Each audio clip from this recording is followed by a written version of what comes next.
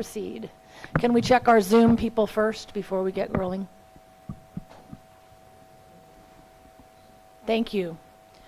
Welcome to the East Region Town Hall Municipal Advisory Council. Today is Wednesday, October 1st, 2025. You can, okay, is that any better? Okay, great. All right, call to order at 4 o'clock. Roll call. We're going to start with Angela Amaral. Here. Jim Burton has resigned. Holly Harris. Here. And absent is Denise Listalot, and I am Maria Kahn here. So we're going to begin with a public input. You get 3 minutes up at the podium. No? So please come to the podium, state your name clearly, and you'll have 3 minutes to bring to our attention anything that is not on the agenda today. Thank you. Hello, my name is Ron. No, you gotta turn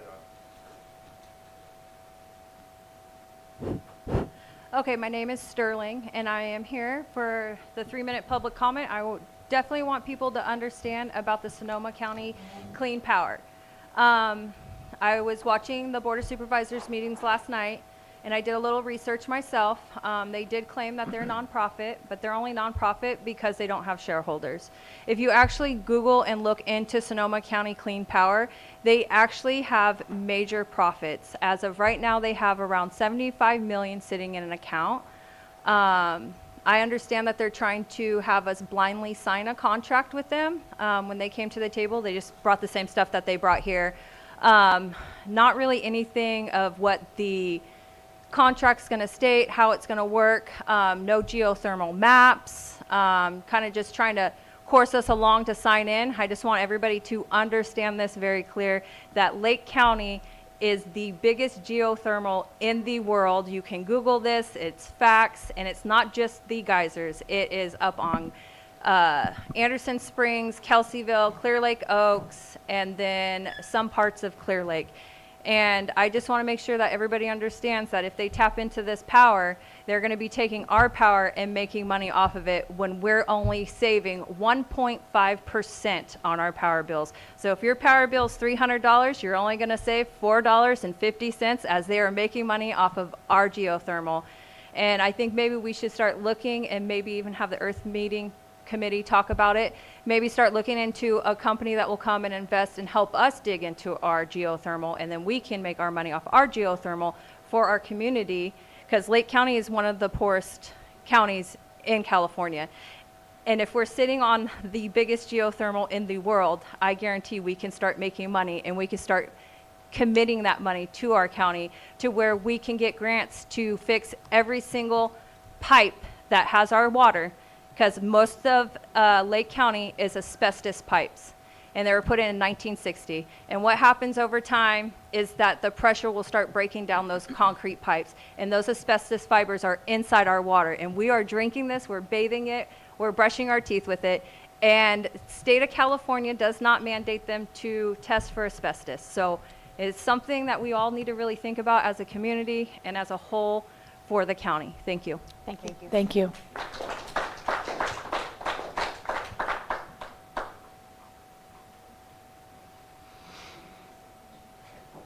Anyone else like to? Oh.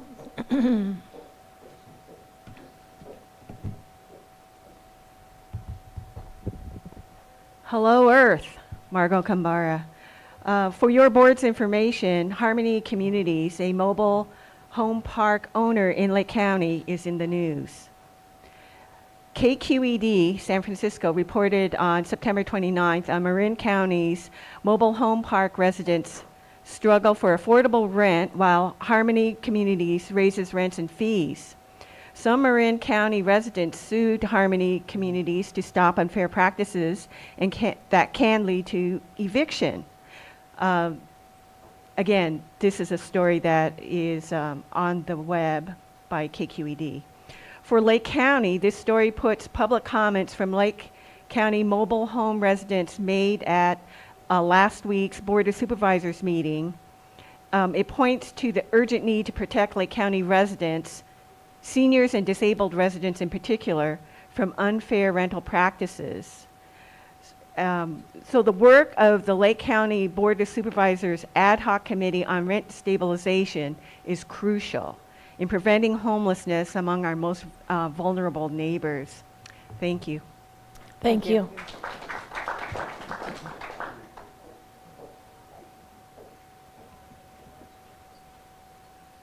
Okay, anybody else is there anyone in Zoom that might have a public comment? No one that has a public comment at this time. Okay, anyone else in here that would like to speak? All right, we're going to close public comments. Thank you very much. And move on to the Earth minutes from August 6th, 2025. We approve those? It says approved 4-0. That was the August one. That's Oh. last month. Yeah, we were all here. Yeah. Oh, okay, so we're going to move on to the announcements? No, I'll make a motion to approve the minutes from September 3rd. I'll second the motion. Aye. Aye. Aye. Motion passes. Okay, now we'll move on to announcements. Guest speaker. Guest speaker. Oh, yes. That's the I got the old ones. Sorry. No wonder. I'm like, I'm working last month. Okay, There's so, an agenda. and I don't have that. Hang on a second, it's here. So our guest speakers today, Shannon Walker-Smith of Lake County Community Development Department will give a presentation on the public draft of the Climate Adaptation Plan and take community input. Thank you. Thank you welcome. guys for having me. I do have a handout that just has the discussion questions that we're going to talk about on it so that you'll have them in front of you. So I don't know if I made quite enough for everyone, but I'll Yeah, leave we'll a couple share. up here and then I can give a couple to each table.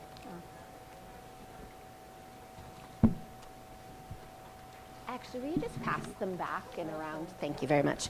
Okay, so I know you guys have a packed agenda today. I'm going to try to synthesize this down as quickly as I can. So hopefully most of you, let me introduce myself. I'm Shannon Walker-Smith. I'm Deputy Administrator at the Community Development Department, County of Lake. And as hopefully most of you know, we've been working on a couple of big planning projects, the general plan updates, all 8 local area plan updates, and this piece that I'm here to talk about tonight, which is the climate adaptation plan. So we've been working with the Risk Reduction Authority for the county, and we applied jointly with them for a partnership grant. That's an adaptation planning partnership grant through the state. And our piece of that has been the development of the climate vulnerability assessment or analysis, the EVAC study, and then this piece, the climate adaptation plan, kind of all feeding into this plan. We are at the point of having an admin draft that's being circulated around our county departments. This is also a joint project with both cities, so it's a regional climate adaptation plan. And so we've been working on the pieces of it as for about a year, and I can't read this anyways. I'm just gonna. It's too small. I forgot my glasses. So we have done the climate vulnerability analysis. That is posted to the lakecounty2050.org website. There's a survey there, which I think the survey has wrapped up, but you're always welcome to leave a comment on that site regarding the vulnerability assessment or analysis specifically. Tonight, I'm here to talk about what is the next piece, which is gathering your input about the strategies. So the climate adaptation plan looks at the county's most vulnerable populations and assets in regards to the changes that we're seeing in the environment.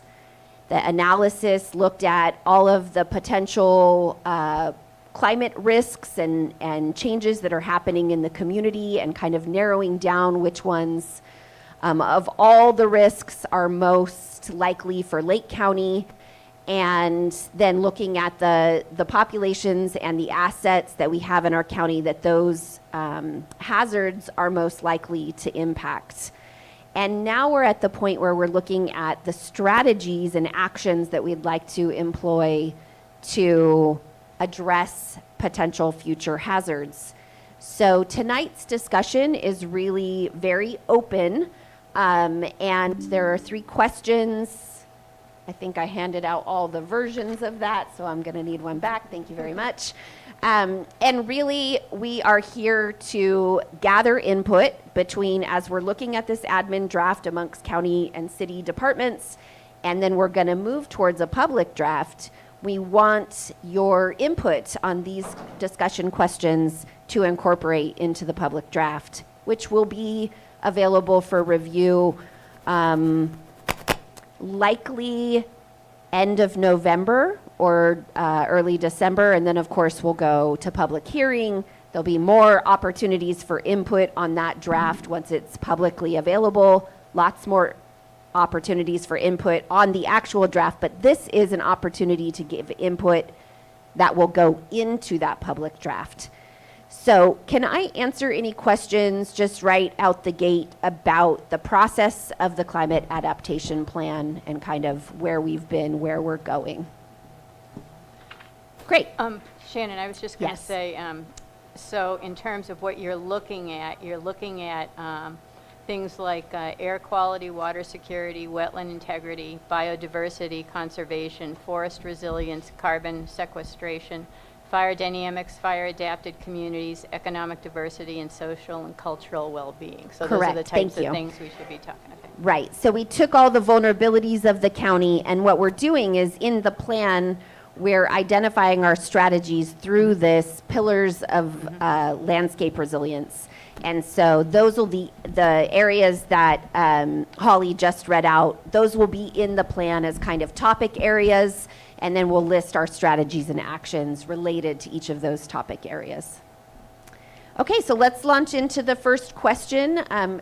My pal Trish here is going to be taking notes, and I'm just going to read the question aloud. Are you indicating you'd like to be the first speaker?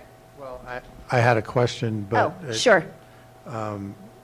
You talked about the process. Yeah. Can you go into a little bit more detail, please, on, okay, you said it's going to be done by November. We'll have the public draft available roughly Thank you. November, December. Perfect. So you're taking in public input, but what about input from things that have already been done through other departments and agencies and entities within the government and elsewhere for Lake County, specifically the Lake County Wildfire Protection Plan, Yes. which discusses things like resiliency, which discusses things like one way in, one way out, which is very sensitive to people in this area. Yeah, the analysis and the plan will take into account all of the actions and strategies and work that's already been done on the Community Wildfire Protection Plan, and also the Regional Hazard Mitigation Plan that the county and both cities have collaborated to put together. And that's an plan that gets updated pretty regularly. So all of these things are going to tie together. There was another part that I wanted to address in your question. Actually, if you could just ask the question so that the people could, Yeah, Okay, great. absolutely. Okay, so the first question is, what programs, resources, or services have been most successful in helping your community to prepare for, respond to, and recover from climate-related hazards such as wildfires, floods, extreme heat, and drought? So this question is focusing on what are we already doing, what exists, what's been helpful in the past.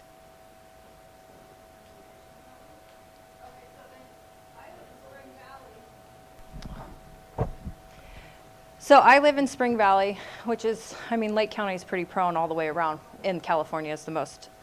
But Spring Valley's been hit pretty hard for many, many years. We literally only have one way in, one way out. My question to you is, by you drafting these things, are you going to be able to put an input in and maybe get the county to get that bridge in over Old Long Valley so we have another way in and another way out? Because by state laws, a subdivision with 30 plus homes, by law, and I believe by the state fire marshal, there has to be another way in and another way out. I appreciate your question, Sterling, and your input, your knowledge about that. I think there'll be an opportunity for you to say that that's something that you'd like, a specific action that you'd like to see us take. I'm here to ask questions tonight, not to answer questions. So this is really, the intent is to gather your input, so feel free to add that to question 3. Okay, somebody else about what is working. Steve, wait for the microphone, please. From question 1, the specific wildfires, to question 2, emergency preparedness, what I would like you to also look at in your plan is the installation of outdoor warning sirens throughout the populated area of the county. Okay, so that also seems like a response to question 3. What specific actions could Lake County take? Great. Could we stay on question 1 for right now? What programs, resources, or services have been helpful so far? What's successful? Shan, I'll go ahead and let you know behind you. Behind you, Shan.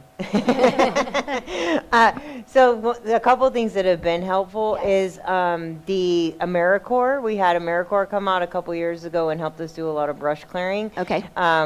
We did try to get clerk out this year, but we were unsuccessful. Okay. So I know the clerk program is, people say it's a good program, and we tried to use it, but we were unsuccessful in doing that.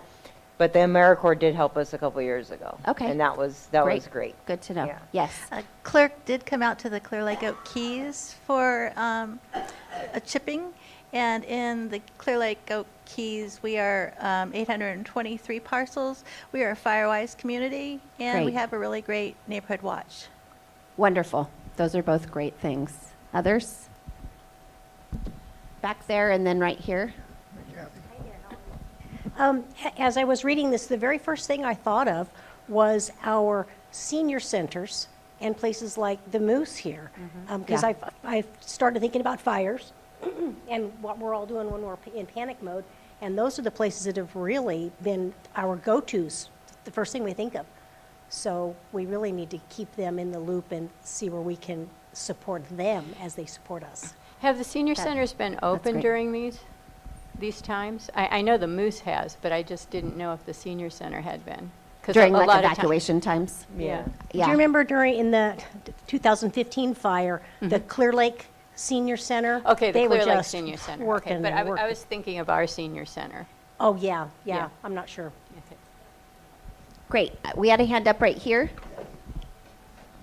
Oh, he's taking the microphone to somebody else. Hold on one second. Keep holding. Go ahead. I find that watch duty and our zones that we have been extremely helpful. They're very factual, and their timing is right on spot. Great. Thank you for that. And then right here with the gentleman in the blue. Here.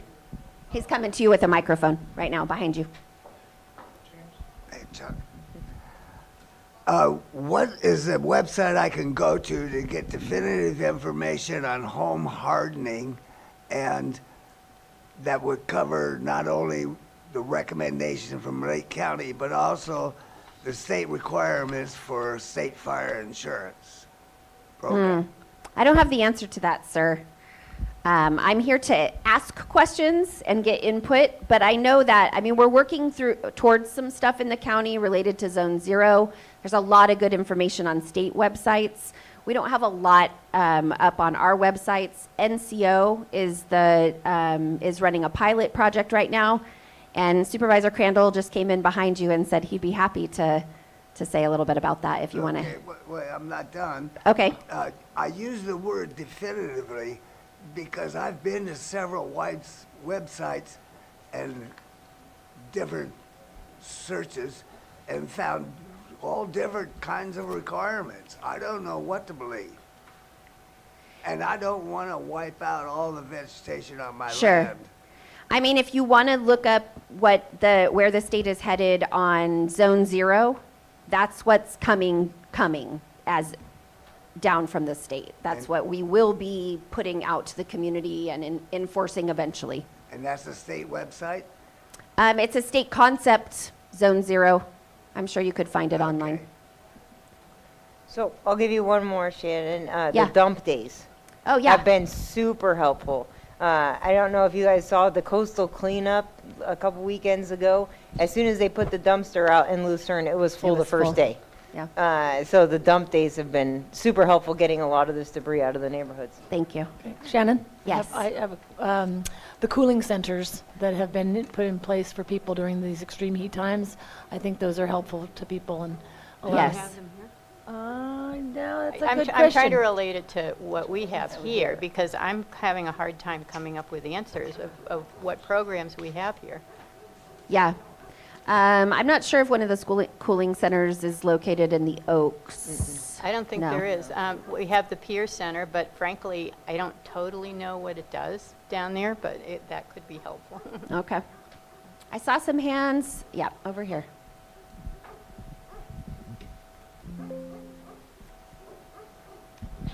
I think it was partially mentioned, but this summer, the trash dumpsters that were available at the Moose Lodge and up at Spring Valley, that was very beneficial. And the other thing that was helpful was there were go-to backpacks available with helpful. They're like ready, set, go kind of Yes. stuff. Yeah, that's a good program. Thank you for that. Anybody else on things that are currently working for residents? Okay, we'll move on to question 2. What challenges are preventing residents and community organizations from implementing climate adaptation measures like defensible space, home hardening, water conservation, and emergency preparedness, and what solutions or support would help? So this is a place to come in with your ideas. And it sounds like I already have, or we could add to the list, more information about home hardening, I heard would be helpful. Home hardening, water conservation, and emergency preparedness, and what solutions or support would help. So this is a Yeah, YouTube coming through. Thank There you. we go. Okay, so others on. Oh. Did Betsy Kahn want to add something? That was her speaking. That was me speaking. Yeah. It was That was like Shannon. it was.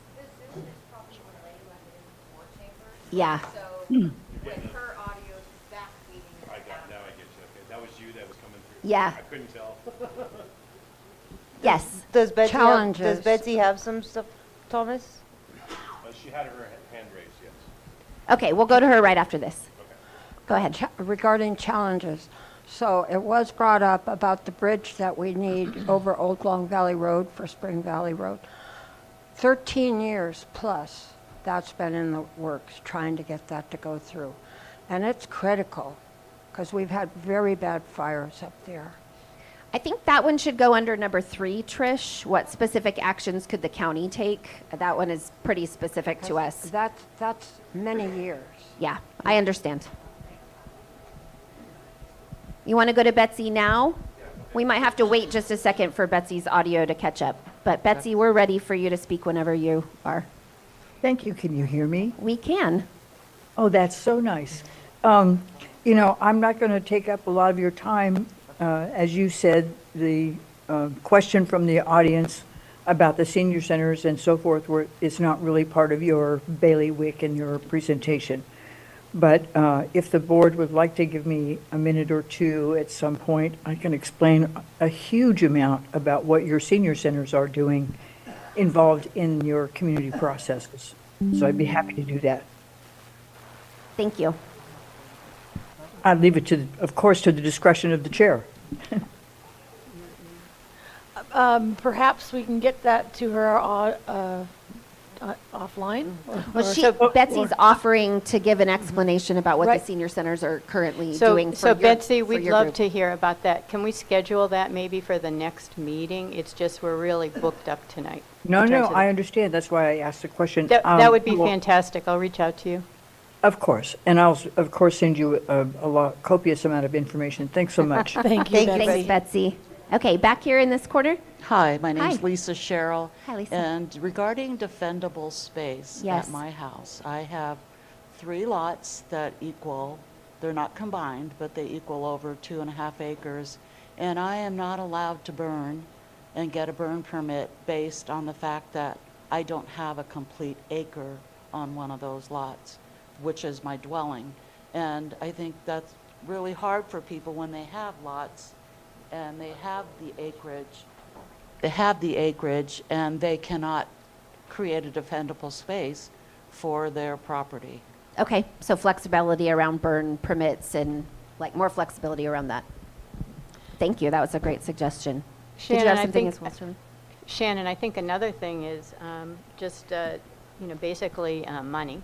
There are a number of people don't have the money to do this, and some of the, we're an older community. I think the average age is, 61 Yeah. here, and so a lot of people just don't have the physical ability to do Mhm. these things too. So more assistance programs Yes. for that kind of work. Yeah, Okay. and outreach, I actually wrote that down too. Financial is usually a big part of Yeah, it. for sure. And an understanding of the requirements. Yeah. Not understanding how far, they know it has to be clear. Another thing is. So more public education around requirements. Requirements.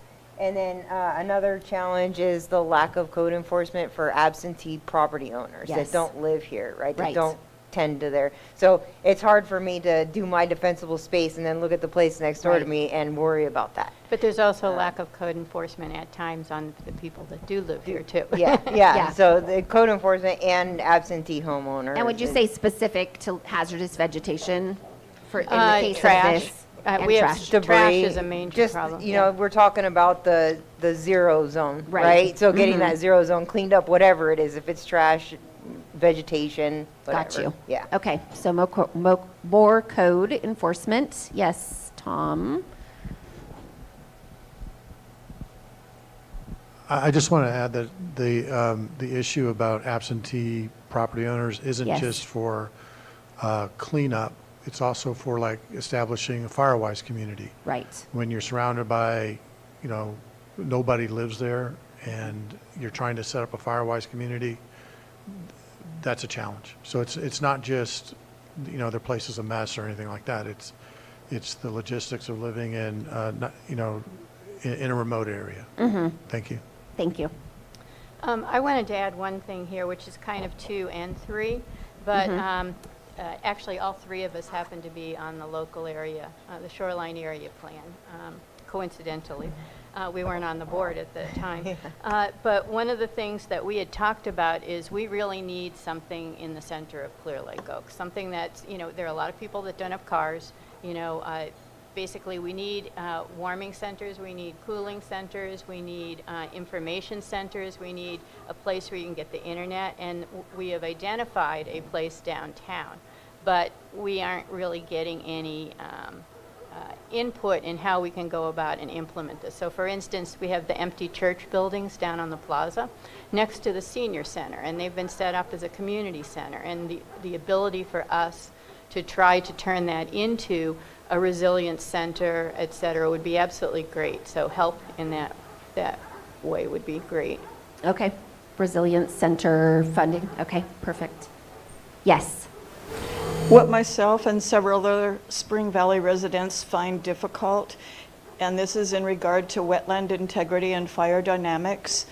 The Spring Valley has a dam I'm not sure if you're familiar with, and for over 35 years, the county has continued to put the boards up to hold water in the dam so that during the fires, such as the Mendocino Complex and the Pawnee fires, there were 7 helicopters dipping out of that lake. Because we had the boards up, we were able to save multiple homes. They quit doing that for some reason. I don't know why. I did call in and ask that question, but didn't get an answer back on that. And it would really be beneficial for Spring Valley community if they could continue to put those boards up. Okay, that Thank sounds you. like water suppression. That's something the special districts did, as we've had the superintendent meetings and doing, and they missed it this year, but it is on their calendar to put it back as soon as it drops enough to put them in. Because now would be when they would be taking them out, and we're like. Oh. Yeah, so those boards are a special district responsibility, and there was a miss with the superintendent changeover, and they will be going back in there. I have put them on their calendar, so they're hard-coded on their calendars now to start looking in April about putting them back. The water may be still too high in April, but then it will be on their radar. As soon as it's low enough to put them in there, they will be putting them in there. Other things for question 2? Give you one more. Sure. I think it's, I Absolutely. think we have a lot of people, I know where I live, there's a lot of residents out there that don't use social media, right? So mailers might be a better little postcard, and Okay. here's, without a QR code, because they don't use QR codes, right? So if it had a website or a phone number that they could call, so they could talk to somebody at clerk or wherever. But we do have a lot of residents that don't do social media, they don't do QR codes, and that's, yeah. Okay, that's a great point. Thank you. I think one thing that worked too, Angela had mentioned the dump days. And so basically, the dump days were very successful, first of all, because everyone wanted to get rid of stuff. But it was well communicated, it was organized on certain days at certain times. So if you could do that with some of these other topics, that would be helpful too. Or do them together, like there's a Yeah. dump day and we're handing out a flyer for Yeah. this other program. Sure, that's a right? great idea. Yeah. Using times where we're already getting the community together to educate on Right. other topics. I like that. Thank you. Other things for question 2? Okay, we'll move on to question 3. What specific actions could the Lake County or the Community Risk Reduction Authority or RRA take to support resilience and adaptation efforts? Okay, so the Old Long Valley Bridge we already have on the list for 3. Oh yeah, okay. We'll put that on. Outdoor warning sirens, that was already brought up. Go ahead. Off of New Long Valley Road, coming in, going out, there's a lot of fuel load there that's on private property.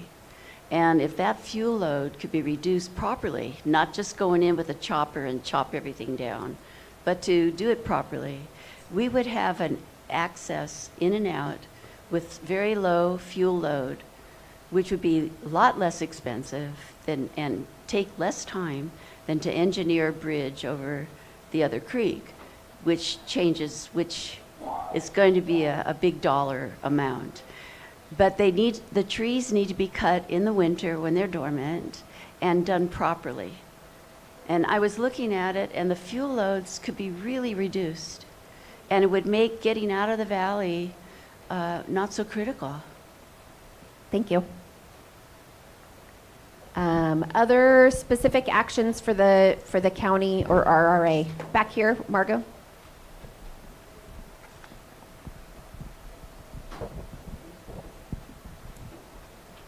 Thank you. Thank you, Shannon. A couple, or maybe 3 suggestions. And the first one would be to uphold fire-safe road requirements like 4290 when evaluating permits, especially for discretionary use. So many residents live in rural and very rugged parts and remote parts of the county, and some of those are only serviced by roads that are one way in, one way out. So it isn't wise, definitely not fire wise, to approve projects for those areas and subject those residents to increased fire risk. The other is that there is great concern in many parts of the county on water quantity, water supply. And in fact, Big Valley groundwater basin is subject to state regulations and monitoring. So it would be a big help if the county were more proactive in studying its aquifers and getting a better handle on what is our water supply, what is our groundwater supply, and be more judicious when it comes to looking at permits, especially discretionary permits that require a large quantity of water, and also looking at those permits that have been approved and make sure that part of conditions of use is for those permittees to stay within the estimated water usage. Thank you. Thank you for that. Yeah, Betsy, go ahead. Thank you. This is going to sound a little governmentese, but the Local Agency Formation Commission for the County of Lake is beginning the conduct of a study of water for fire suppression. And that will encompass every provider of water, every distribution system, every government agency, And it would be really great if the people in the room that are concerned about that would participate in the local agency formation commission. Also to known help as them- LAFCO. Yeah, huh? I said also known as LAFCO, just in case Correct. they hear Also known that as- term instead of also the known as long name you LAFCO. were saying. Yeah, it's not something most people pay much attention to, but they just approved this project, and it's our golden opportunity to really put information in there that they need to have, especially like some of the smaller areas that you're talking about. Thanks. Thanks, Betsy. Okay. Thank you. Okay, I just got a couple real quick, Maria, Yeah. and then we can move on. Yeah, sure. So, getting help with assistance with getting water tanks in some of these rural areas. Because we know our fire department is struggling to identify additional water sources, right? So if we can help people that have big enough areas to put a water tank, we were talking about it for, just staging them strategically around the county so that we have them. Okay. If we could get any kind of grant funding for that. Maybe the county can work with the fire department. I know the fire department, they talked about it last month, that they're maintaining a list of water sources and landing zones. So maybe if the county can work together with the fire department and consolidate that county-wide.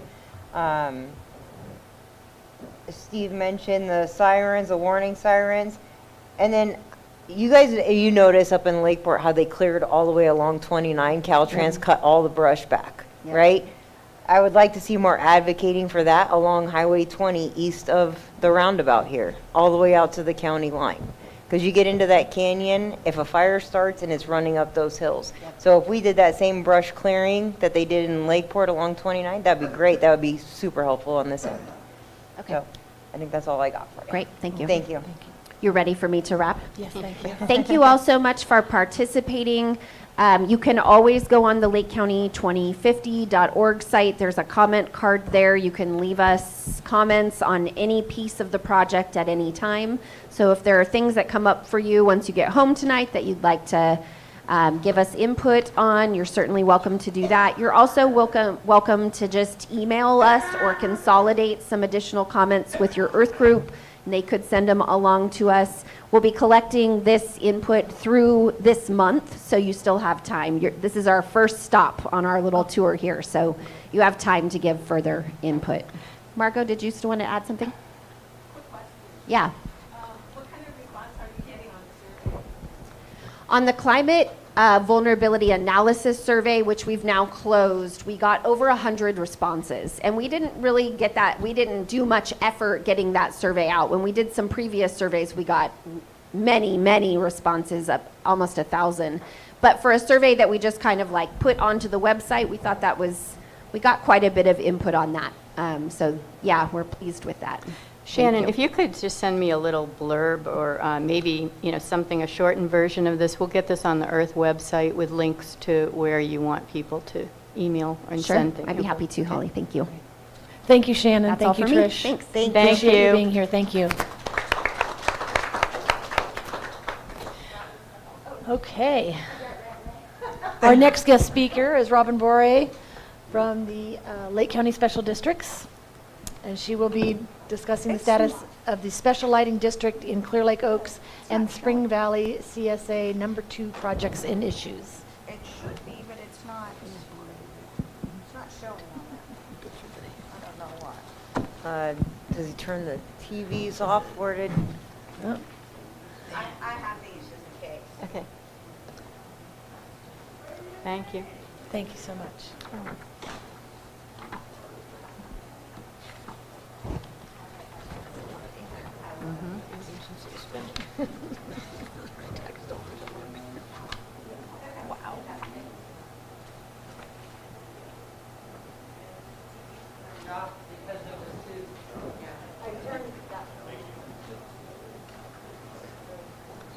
Did you get the projector?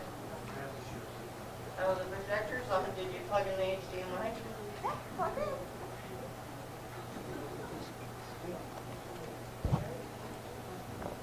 There it goes. It's loading. Thank you. He's coming. Hey, Sam.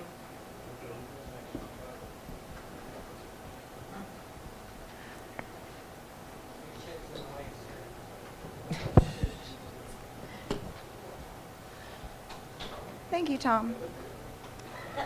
So good afternoon. Oh, is that on? I think so. Is it on? Yeah, we just gotta talk really close. Really close? Yeah. My name's Robin Bohr. I am the Special District Administrator for the County of Lake. And I'm here to kind of give you an overview of what we do and answer some questions. I put them all in the slides of these questions that were presented to me beforehand. So maybe we can hold any other questions until the end.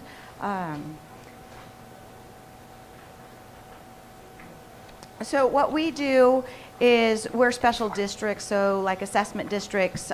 We have 9 different lighting districts. So Clear Lake Oaks, Clear Lake Keys is one that is probably somebody in this room.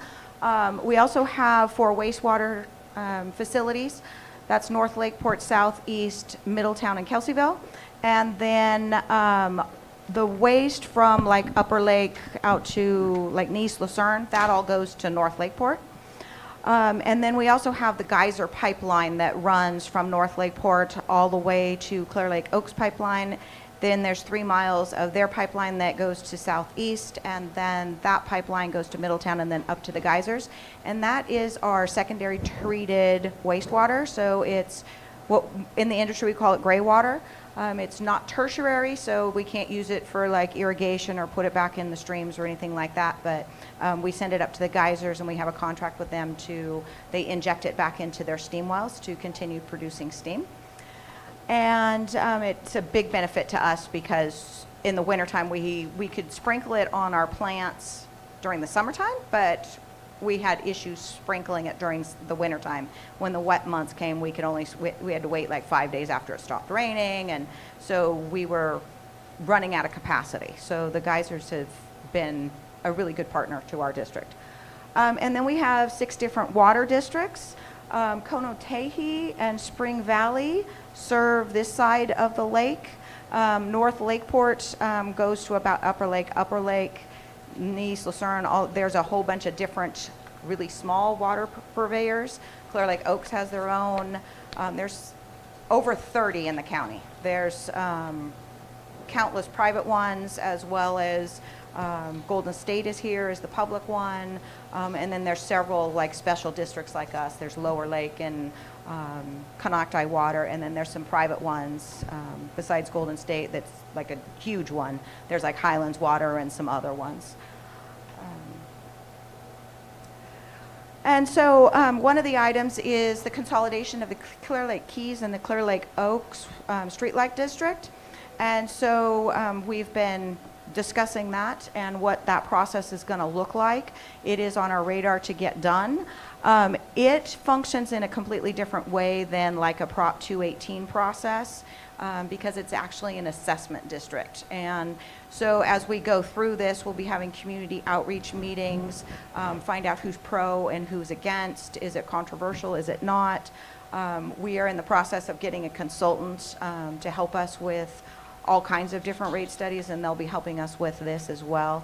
But they have to have an engineer's report. That's a big difference between Prop 218 process, which is like a rate study process, versus an assessment district. Assessment district has a lot more different criteria that goes into that. It lands on your property taxes and that kind of stuff. Most of the lighting districts in this state were formed before 1980, because in 1980, that's when you had to actually go through this whole process. Before 1980, the counties and cities could form a district and didn't have to go through this process. So a lot of them have not been updated on their fees as well, trying to keep up with PG&E. So when we go through this process, there is a possibility that they may just create a whole new one and abolish the other 2. So it'll be a whole process, and as the professionals go through that, we'll figure out which way we go. There also may be a LAFCO component, and so once we get through further along that process, then if LAFCO needs to be folded in, we'll fold them in as well. So then the rate studies and consolidations that we're looking at doing. We've went out to RFP to get a rate study consultants to come on board. Our first ones on the list are our user fees, and that's not for like Joe Citizen, on your water rates. That's for like when developers come in and we have to do plan review, or we have to do inspections, or work on some big plan or something. That is like a user fee where somebody specific is coming in needing something from us, and the ratepayers are not going to be paying for that. That's something that the user fee and whoever is using that service will be paying. We're looking at how we're going to deal with Land's End and Corinthian Bay. Those are over by Soda Bay, Kelseyville area. Those wastes currently go to the city of Lakeport, just because of gravity and how the systems work.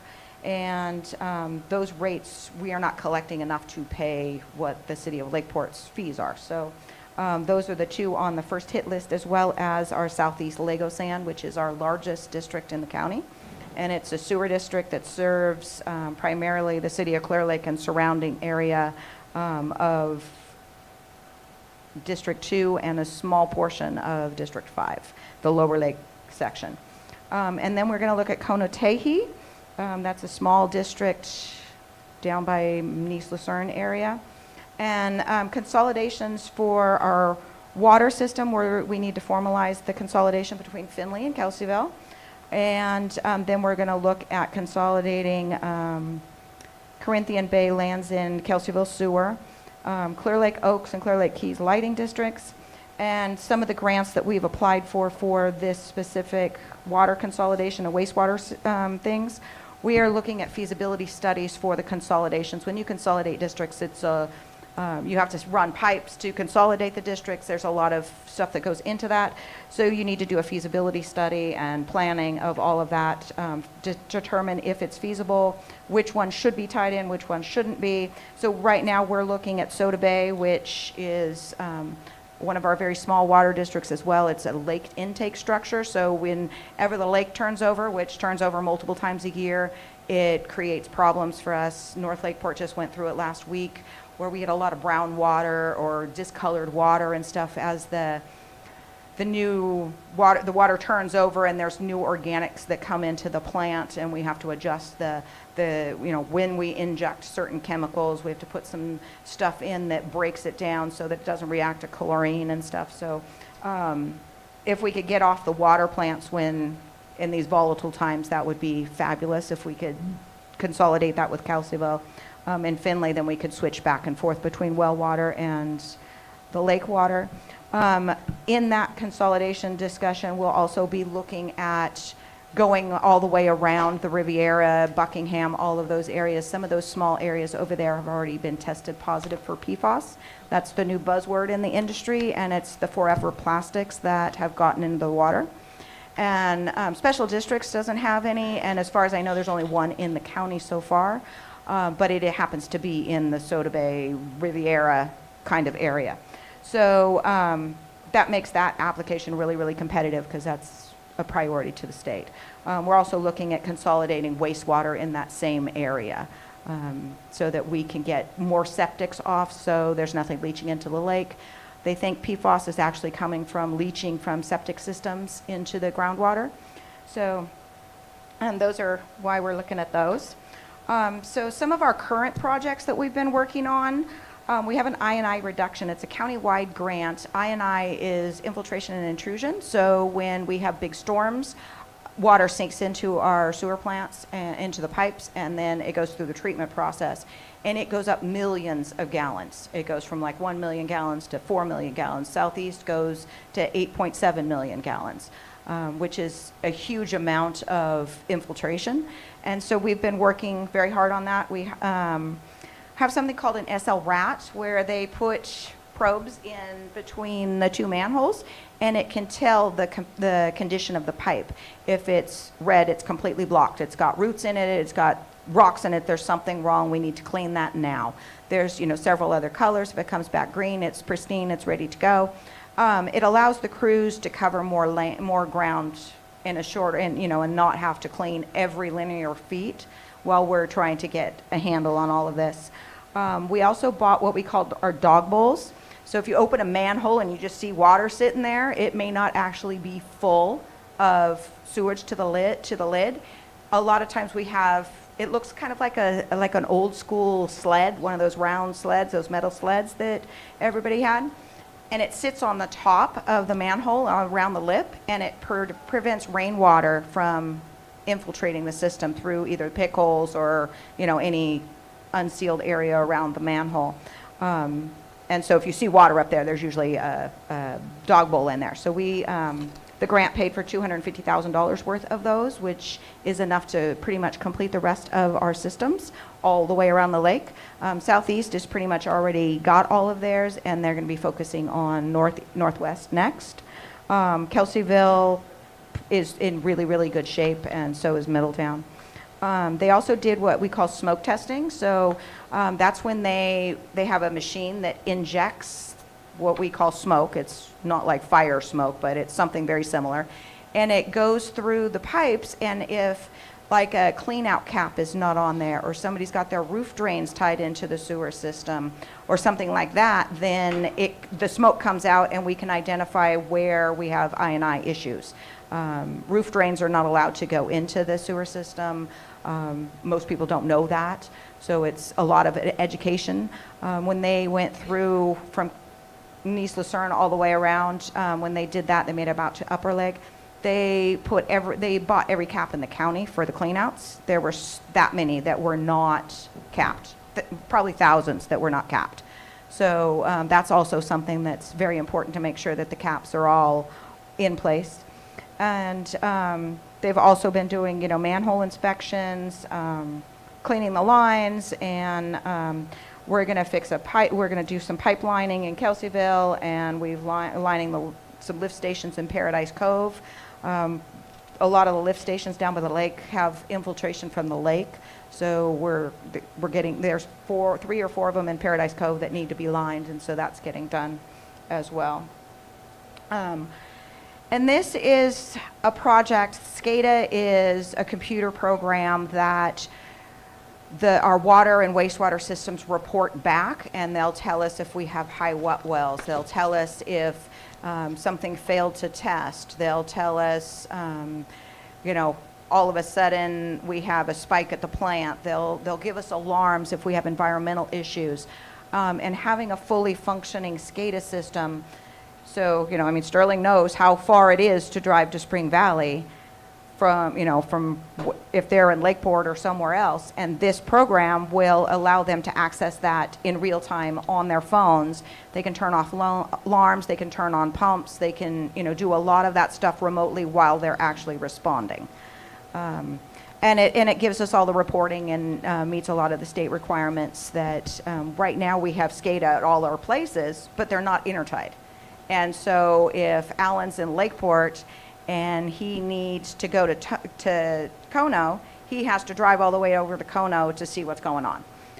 If they're in Clear Lake and they need to drive to Spring Valley to see what's going on with the spring water, they have to actually drive out there to look at the SCADA. They can't see it from the plant. So we'll be working on that. And so we're also working on some water models, and water models are done periodically. All water systems do them. It's not a special thing for just us. And it tells us, it helps us with our, where do we need to increase line sizes? Where do we have too much pressure? It gives us a lot of information. And then if we have a big development come in, we can plug all that information into the water model and see how they're going to impact the systems. What's their impact of the system that they need to contribute extra to? If it's, a wastewater system and they want to put in, 1,000 houses, maybe they have to put in another lift station. Maybe they have to do plant improvements. And so that's why it's really important to have a model so we know what our system is capable of doing, and then we can put in inputs like what-if scenarios. I've also seen it done for like fire hydrants. So, okay, we turn on this fire hydrant in, Spring Valley, and it's fine as we're going along, and then all of a sudden they turn on 6 more, and you can see how long it'll tell us you have 2 minutes before you're out of water, or you have 20 minutes of water supply. So that's all tools that we can use. Get this data-driven information is very, very important when we are communicating to get grants, and we need all of that kind of stuff. I wanted to point out that all of our water systems are either potentially at risk or not at risk at all. Spring Valley is potentially at risk right now, and that is strictly due because there's only one water system. There's only just the plant. And as the new well goes on line, the state is expecting that it's going to go to potential at risk. Yes, Cindy? She asked when that well was going to go online, and it will be online by December. And that is the priority well we are working on right now. They're going to be out there this week or early next week to do another well test. The state wanted us to run another test on manganese, not magnesium, manganese, and check the chloroform as well. A lot of times when you drill a well, there's like some contaminants that go in there from the well drilling system or leach in there. So we're going to pump that out again and do the other test that the state is asking for, and then we'll know if there's any additional treatment besides chlorine that we need to put in. Manganese is not a big thing that needs a huge plant to treat. So the engineers are all looking at that in the best way and cost-effective way to do that if we have to. Konotehi is at risk, and that's due because it basically has one water source, and that the water has been hauled into that system in the last 3 years. So the state has a big long list, and you can go onto the website, onto the SAFER website, the state website, and you can look them up, and you can click on each well, and it'll each water system, and it'll tell you the criteria. Disadvantaged communities is also one of those that puts them at risk. So that's all of our systems, but then you can see that most of them are not at risk, and so it's just a factor. Another project that we're working on is our sewage dump station, and this is to, we're going to automate that. So when the septic haulers come to the plant and dispose of waste, it's on the honor system. And so this will give them 24/7 access. It will, they'll have key cards, and it will automatically calculate how many gallons they dumped and automatically send it to the office to be billed. It's everyone that puts these in, it's 100% return on investment, usually within the first year. So it's a very beneficial thing to do for all of our ratepayers. Southeast is also getting one. They have the equipment. We just have to install it. So once this is designed, it's exactly the same. So they'll install both of them. Back to the wells. So North Lakeport, we had money to drop 2 wells in North Lakeport. We hit 1 dry hole, which means we drilled and we didn't get enough water to retrofit the well. The other one is producing about 50 gallons a minute, which is not a good production well. However, it's enough for a secondary water source. And it's grant funded, so we're going to retrofit that and go from there. Spring Valley is getting 200 gallons per minute production. So when they first dropped it, we were getting like 400 gallons a minute out of there. But when we talk about production, it's making sure that it's sustainable, and they can turn the well on and run it for 24 hours. They run these tests, and they make sure that it doesn't suck all the water out of there and that it's actually recharging and filling in. So that's why it's at 200 gallons. And so we already talked about the testing of the well and what's going on with that. We're working on a distribution study in Spring Valley. Some people know it as the pressure sensitivity stuff. Spring Valley down on the valley floor has very, very high pressure in their lines. So we have a grant. The engineers have come out. They've done all of their work on the design of it, and now they know we need to create X number of pressure zones, and included in that will be a pressure tank, which will also increase the capacity of the water system because it'll be another storage tank. So once they decide the best place to put that tank, then we will go back to the state and they will give us construction funding to complete that project. Excuse me, Robin, I just had a question. So if you have very high pressure out there, could that be causing pipes to burst? It does not help if there's a leak, Okay. and it can make them expand. It also makes, if you have a line under high pressure, if you get a break, water comes out faster. Okay. So, a 2-inch line under high pressure is, it's not, if it's under low pressure, not as much water comes out. But the high pressure is a big deal. It can also take a pinhole, and when you excavate it out, it can blow out the pipe. And so. Does that happen often? The blowouts of the pipes? Or in Spring Valley, we've had about 60 water leaks in the last year. And I actually printed this out so Cindy could take it to her meeting too. It's our work orders. And when somebody calls in, we don't always know who, did PG&E do it? Did it just break? Or, we get a call that there's a puddle out here kind of thing. So water pressure can be a big deal. Do you also get breaks where there's no visible water on Yes. the surface? Okay. Yes, Spring Valley has very different soil, Mm-hmm. and so we can have huge water, and in the wintertime, you can't tell water leaks in Spring Valley unless there's a giant lake. You said in the wintertime? Yeah, because Okay. of the rain. Mhm. And then, so then we wait till the spring, and then everything's green, and, the guys are out there looking, and we send our water, we have a water CMOM, and he went out there and found the 2 hydrants on Quail Trail leaking. Mm-hmm. Could that be the reason why the water usage is so much higher in the winter? I mean, the water The water production? loss? Yeah, the water loss. Well, the water loss in the winter, I have another slide. Because you might not find the... Yeah, well, when we get to I have another slide about all the water loss. Sure. I know that that's a big issue. It's been an issue since 1997 when they started tracking it, but Thank you. not that it doesn't need to be fixed, but it is on our radar. I heard everybody talking about a community center and access. I had a question about the current project status that you were discussing. Okay. Which You project? mentioned 60 water leaks last year in Spring Valley. Is that an increase somewhat due to the PG&E work that they've been doing out there? There was quite a few breaks because of that. There were a lot of breaks last year from PG&E. PG&E has been much better this year, but they have had quite a few leaks, or the breaks where they've hit our lines. And it's not technically like our main lines and stuff that they're hitting. It's these old service lines that were put in when the developer came out there in the 60s or 50s or whatever, and they stubbed out a bunch of lines and they didn't mark them. So when somebody came to develop that lawn, they just put a new line in. And so there's these rogue-like laterals that are, capped off, but that's been what PG&E has traditionally been hitting, is these unmarked, unknown, unmapped lines.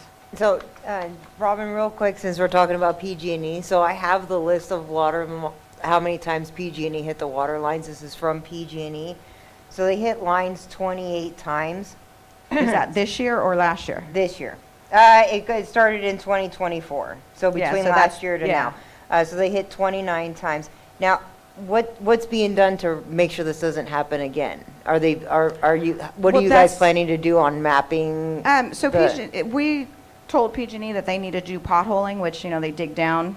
We mark out everything, but they're supposed to dig down and check. They said they were going to bring out radar, sound penetrating radar, but the rocks out there wouldn't let it work. Okay. So PG&E will be done. This is their last project in Spring Valley, so they have. Yeah, they were just saying that they called 811 and they didn't get any feedback. So on each one of the line breaks. We go out there and identify for all of PG&E's lines. We have went out and marked all of them Okay. that we know about. It's the ones that nobody has any maps or anything of that are traditionally being hit. Okay. So have they provided you with a copy of this list of? PG&E has not. I just pulled our work orders, and when we get to the leaks, we'll go over how to report one and what that process is. Darlene? Okay. Oh, they're bringing it to you. I know.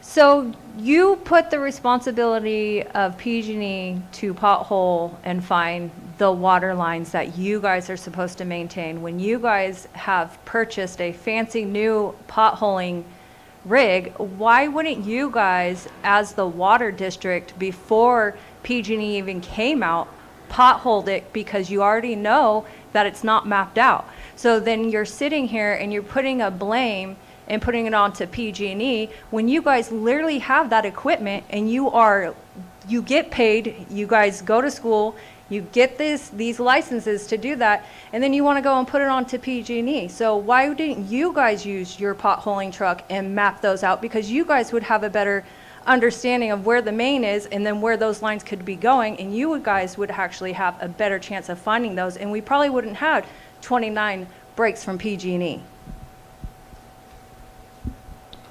So, well, no, on this list, PG&E said that one of the things that they marked for each of the breaks was the water line USA marked per government code 4216, and all of them except one was no. Only one was yes, but it was off by 12 feet. So all of them weren't marked per the government code. Well, and we have our maps, and per the government code, we mark what we know and where our lines, we know where they are. We inherited these maps from a developer back in the 50s. Mapping back in the 50s is not what it is today, where we go out with GPS things and it like tells us exactly it's right here. It's tradition. It's part of the encroachment permit process. It's hard-coded into the encroachment process that it's always on the contractor is responsible. Yeah, we go out and give them the best information we have, but when a contractor is digging, whether it's PG&E or any other dirt company in the county, anybody that calls 811, it's you still need to be aware of where you're digging and what you're doing, and it's in the encroachment permits, and it's industry standard that it's not uncommon for them to have to do potholing or Yeah, so is the county planning on doing potholing out in Spring Valley to get a hard understanding of where these are? We are not planning on doing any major thing out there to identify where all of these lines are at this point. We have our maps. The district is extremely small and does not have a lot of resources. So, to go out and pothole that entire community would take weeks or months, and that's just not something currently on our radar. It would be something as we're go through the grants. When we get to the grants, we'll go over how we are doing that. A lot of those will be found when we when and if we're ever able to replace lines. As we find things, there's new stuff coming in the market. They kind of look like big 8 balls. But you can put them next to your lines, and then you can get, on your phone, it tells you where it is. Right. So, there's a lot of stuff that is in the market now that wasn't available back in the 50s.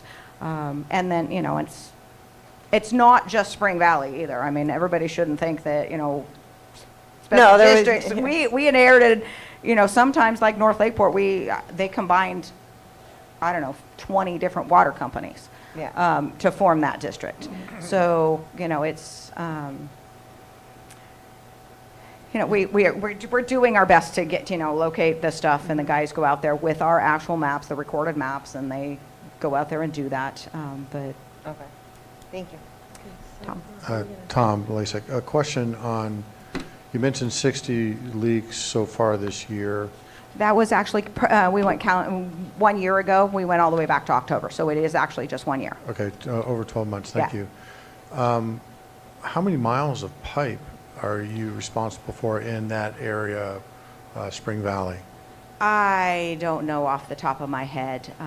It is one of our smaller districts, but we do have mains that... 100 miles, 50 miles, 5 miles? I don't know. I know we have hundreds of thousands of sewer pipes, almost 1 million in Southeast. I'm talking about the water line. Yeah, so, Spring Valley, I don't know, and I don't want to just guess, but it's...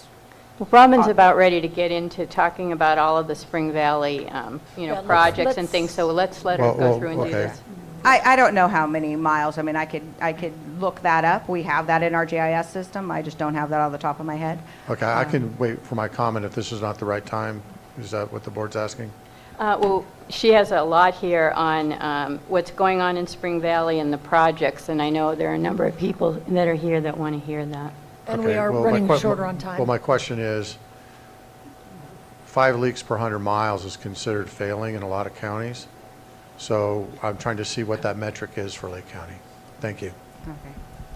We could get back to you on what that all is and how many miles of pipe we have everywhere, but I don't have that right now. So at the community center, you guys were talking about, you know, resource centers and stuff like that. Spring Valley has an incredible resource out there. We did get a grant in order for it to be open and considered a PSPS site. The parking lot needed to be paved and there needs to be some ADA accessible thresholds done. So they're working, we just got the grant agreement, which it's been programmed for a while, but we just got the grant agreement allows us to start working on the project and spend the money.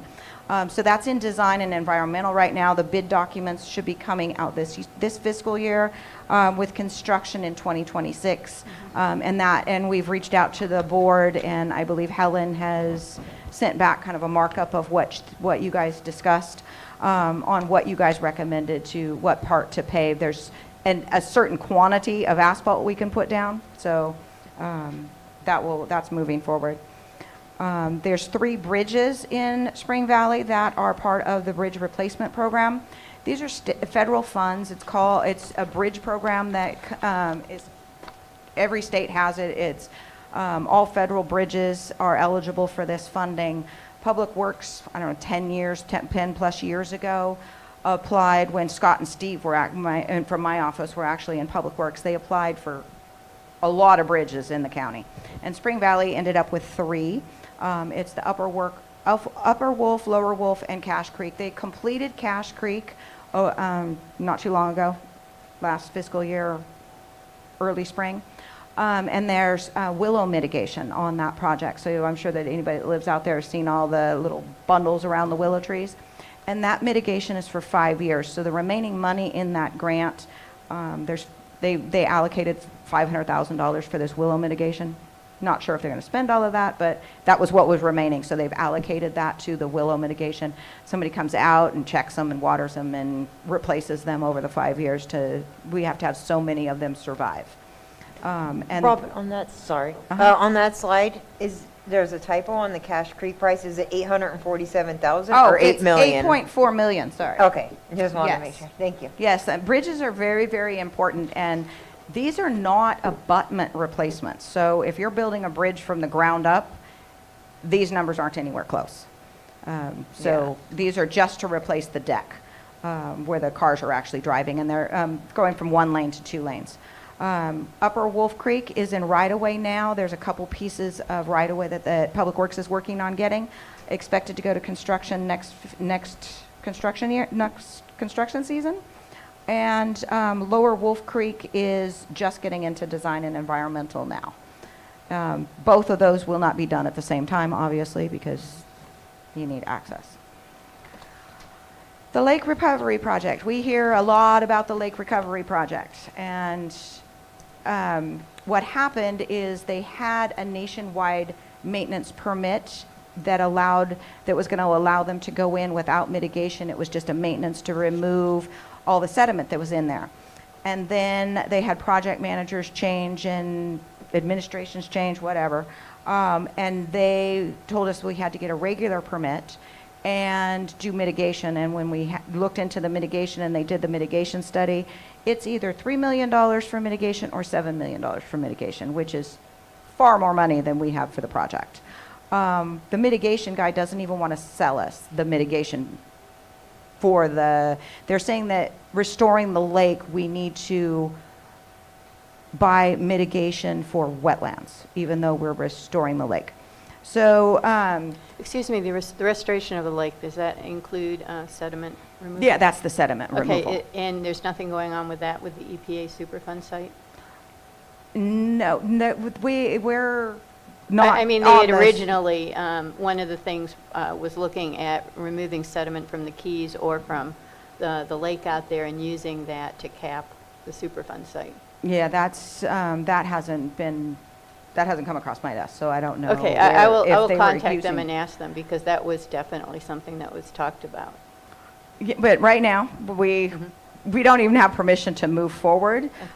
We are planning to go, there's a intergovernmental agency meeting that they hold, and so we're planning on going to that, the next meeting. We think it's November that we'll be able to get on the agenda to find out if we can go back to, now that the administration has changed and kind of the whole thing has changed and we have yet another project manager, we're going to try to go back to the maintenance permit. If that happens, then we have enough funding. So this was the whole project. They were going to do the whole thing. But the $3 million, if we just did the top up by Pueblo Trail down to the green line, that was the $3 million worth of mitigation. And even if we just do that, $3 million kind of kills the project. So we are going back and trying to convince them that at least just do the top part so that we can get the sediment out of there and expand the water and at least get something done out there. So other projects that we're working on countywide, there's going to be a meter reading pilot. There's a lot of technology going on with wireless meters, kind of the smart meters, those kind of things. We're possibly going to do it at Kono because it's a small district and that's what they want, is a kind of a test sites for that stuff. Our topography here, it makes some of that stuff really, really hard because they use cell service, and we all know how your cell phone will work in this room, but it won't work in the next room. So having repeaters and what we would need to actually be able to communicate with that. We have in the budget to put a new generator into the Spring Valley Water Plant Community Center. Currently, there is a generator there that is functioning and fully functional and does not need to be replaced. This is on the list so that we can seek grant funding and just in case. Generators are very expensive, and we try and leverage everything we do with grant funding.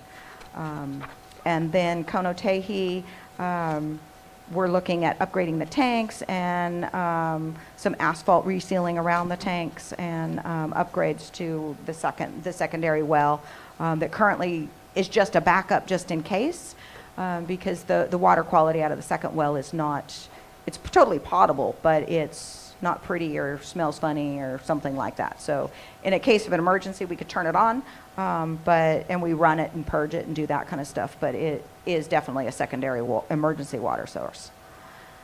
So water loss. This, in Spring Valley, it's been going on for a very long time. We had a big spike this winter where 2 hydrants on Quail Trail were leaking, and we were losing like 62% of the water. That's why we knew that there was an issue. And Matt kept going and looking, and it was raining, and we couldn't find it. And then in the spring, he was able to locate those 2 hydrants that were turned off. They've been bagged, and they were part of a project, so they went through the warranty process. So as Helen has probably told everybody, that going through the warranty process has taken a long time to get all the parts. They put one in today, and the parts they gave us for the second one, they gave us some of the wrong seals, so they went back to Pace to get those. So by Friday, we're hoping that both of those will be in. There's also a wharf head on Wolf Creek that was damaged by, I've gotten numerous reports, so who knows who actually damaged it, but it's shut off partially because the valve is failing as well, so it still is slightly leaking, but we are, Ignacio has scavenged around and been able to find most of the parts, so that will be getting replaced very soon too. He just put in the PO to get the final pieces to that. There's many reasons why there's water loss. The fire hydrants, those were, huge sections. We are down to 43%, which is still, it's a significant amount of water. Normally, water systems will lose 10 to 20% just depending on what kind of system it is, what kind of year, what time of year it is, what kind of water quality it is. When we're pulling water out of the lake, and in the summer, we have to do a lot more backwashes and filter flushes and stuff like that than we do in the wintertime. So a really tight system 10 to 15% just on backwashes and that kind of stuff, flushing and those kind of things. Other systems can be up to 20%. So we are still looking at probably 20-25% of water loss that we are having trouble finding. Matt has been out there again, and he puts his little leak, he has what we call leak listeners, and he puts them on the system in certain points so that he can like zone off the system. And he listens primarily in the middle of the night. It's all recorded, so then he listens in the middle of the night when normally most people aren't using water. And he listens to see if he hears water going through and if it's leaking. And so he's identified like 2 zones out there that now the crew has to go out and do further investigation and other leak detection techniques. We have from PG&E, due to all the water lines that they were hitting, they purchased $25,000 worth of valves so that we have more isolation zones. So that helps when we have water leaks too, or water repairs and stuff. We can isolate fewer customers. So when like if Cindy has a water leak at her house and Sterling has one at her house, they're in different zones. And so Cindy might have a boil water notice and Sterling wouldn't get one because they're at different areas. So we've been able to shrink those zones significantly. And so whether they're continuing to look for water leaks, and once we exhaust everything we can do, there is a guy that we can call, but he's $2,100 a day. And so that is our last resort. Because that's very expensive and very expensive to a very small district. But if we get to the point where we can't find anything, we may go to the board and discuss that. I actually have a question for you because Okay. we're going over this right now. I do have the variance reports that you sent me. That's exactly where I got these. Oh, well, obviously. So I like how you just have it with the years and what the years are. But if the community itself, and I will be bringing this to our meeting tonight, if the community itself actually looked at these variance reports, this has been going on for 30 plus years. And it's never during the summertime. So the fact of when you stated that you were, and this is in emails from you, so you can't deny it because I do have the copies of them. You stated that you were capping some of the fire hydrants because of the leak and you couldn't fix it, but also removed one because people are stealing. So my question to you is, if you think that they're stealing it during the summertime, and then also during our advisory board meetings, we all heard that it was our high water loss is due because PG&E keeps hitting all the lines, and then now today you're saying something completely different. So if we go back through these variance reports, we had 6 consecutive months right after you took the leadership of special districts, and we were at not 62, but 63% water loss. For 6 months, that's a half a year of more than half of our treated water that has been lost.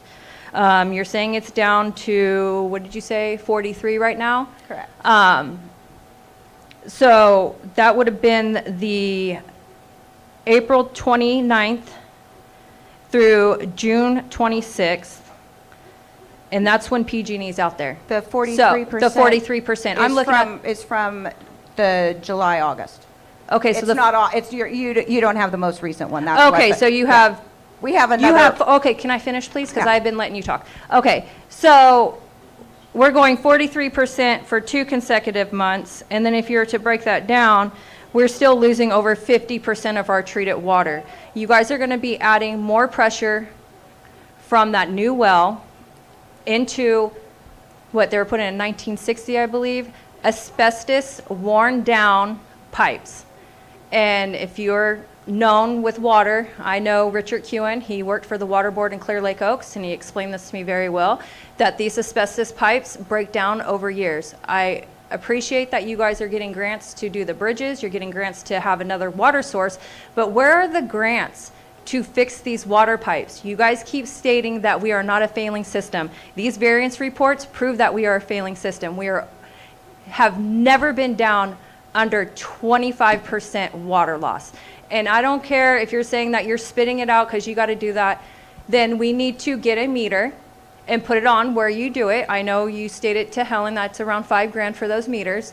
But we need to start tracking this because this has been not just under your leadership, but previous leaderships. And Spring Valley keeps getting just swept under the rug. Our health is now in your guys' hands. We have asbestos pipes constantly breaking. Up on Wolf Creek, one leak leaked for 5 weeks, and you guys didn't touch it. Excuse me, Sterling. I totally appreciate, no, I totally appreciate what you're saying. It's just we're running so late right now. Maybe you could talk to her right after this, I can hit personally. a couple of those as we go through this. Yeah, so asbestos pipe is an industry, used industry-wide. It's not just in Spring Valley, and we have different pipe. We have like 4 different kinds of pipes in Spring Valley. Asbestos pipe is, it's not something that it's not like, so if you have asbestos in the floor or something like that, that is a different hazard than an asbestos pipe. Asbestos is hazardous to you when it gets airborne, basically. So can I finish, please, Sterling? So I want everybody to know that we also have, I talked to the superintendents this afternoon, and they do periodically test for asbestos just out of a precaution, and we have not had hits. So they aren't concerned about that. And I know that there's water theft, and I've gotten calls from you specifically, Sterling, that you have went out and stopped water trucks from taking water. Well, that's, CAL FIRE said that they were not. So I don't want to argue with you about semantics here, but the Quail Trail fire hydrant that was removed, that was shut off and removed, it had tool marks all over it, and it was, all the insides were, if you don't turn them on and off correctly, you break all the insides. It slams the system and it breaks them. And so that's what has been determined by the professionals for the fire hydrants of why that fire hydrant was broken, had tool marks on it, all of that. We do have locks on a lot of them, but they're over $200 a piece by the time you put the clamshell and all this stuff on there, and so that's thousands of dollars the district doesn't have. So there are many reasons why we have water leaks. You know, it can be, you know, so there was PG&E contractors, all those kind of things. That happens countywide. It's not just Spring Valley where contractors or somebody hits the water line. High pressure, when, you know, somebody gets a pinhole leak and they dig it up, it can, you know, the pipe expands once that dirt gets off of it, and the pinholes can get bigger. They get bigger over time. They're very old pipes, the soil conditions. There's all kinds of reasons why there's water leaks, and the guys are doing the best they can to find them and fix them. And so if we go to, so this is fire hydrants. This was about why I wanted to go over what we were doing working with the fire departments, and how we are working with other water companies and that kind of stuff to get fire protection around the lake. It's not just one district thing. We actually are forming a water community water association that encompasses everybody around the lake. Willie Cepeda in Clear Lake is spearheading 4 pumper trucks. They're like trailers where they can be deployed anywhere around a body of water, and they'll be able to pull fire suppression water off of those. We're working on raising the funding from that from all the different districts, grants, board members, however we're going to end up getting the money. But that is our first attempt at trying to get additional fire suppression around. And then, you know, and that could be as well taken out to Spring Valley. It would be not potable water, so no treated straight out of a you know, a pond, out of a lake, out of the creek, wherever. We're also working, we found several non-potable wells around the county. Like Soda Bay has a well right in front of their plant. Lakeport has a well in front of a lake intake structure. And these are wells that are just sitting there, no pumps on them, nobody has any information on them. So we're having the guys come out. We have another one on Crystal Lake Way, pump them, find out what kind of water we can get out of them, and possibly making them purple pipe fire hydrants, which is non-potable fire hydrants, but completely acceptable for the fire department to hook up and fill up their tanks for water tenders to pull, and again, not impacting the potable water system. I know a lot of people have been talking about hydrant meters. Hydrant meters cost about as much as a fire hydrant does. And all they do, so a lot of people use them for construction water, where we know this guy is going to be grading this lot and going to use construction water. When you put a hydrant meter out there, you're just giving them easier access if it's not locked, because then they can just turn it on. They don't have to turn the whole fire hydrant on. But it's not going to solve the problem. They would reimburse us for the water they used, but they're using the water in the community, and I don't think that's a real good use of us buying a bunch of fire hydrant meters. Just to recoup, a couple dollars every time somebody fights a fire. And I don't think we should be charging the fire department if, Tom's house catches on fire and they hook up to the fire hydrant and they put it out. Well, we shouldn't be charging. He's already paying into that water system. So we are looking at all of these options. It's not just a special district thing. It's a county-wide thing. Water districts, fire districts, county admin. There's a lot of people looking at this. We're working with CDD on, what we can do, what other options there are. When it comes to grants, we look for money all the time. But you did see how many different districts we have, and all of them need money. So it all starts with our capital improvement projects. We list out all of the projects, all the improvements that we need to do. They get prioritized and ranked, and then that helps us, because you don't ever know what grant money is going to be out there. We found out about one the other day that is actually a fully funded grant program for areas that have been in a disaster, had a disaster declaration in 23-24. So we're huddling. It's more of like a regional thing. They want us to collaborate with other departments, other districts, that kind of stuff. So we're going to be discussing that tomorrow at the water purveyors meeting. And we've reached out to the city of Lakeport. We're looking at collaborating on some stuff with them, all in an attempt to improve everybody's water system. In the perfect world, we would all be intertied together and be able to push water around the lake and all of that. But right now, we have an intertie, Lakeport and North Lakeport, and then there's an intertie between the 3 water companies in the Clear Lake area. And so if we could tie in Kelseyville into Lakeport, that would survive. That would provide a ton of water halfway around the lake, with the 2 largest aquifers sucking water. I just have if I may indulge you to go back to the slide with the leakage, and this will be really quick. The water loss you mentioned, over 10 or 15% is acceptable.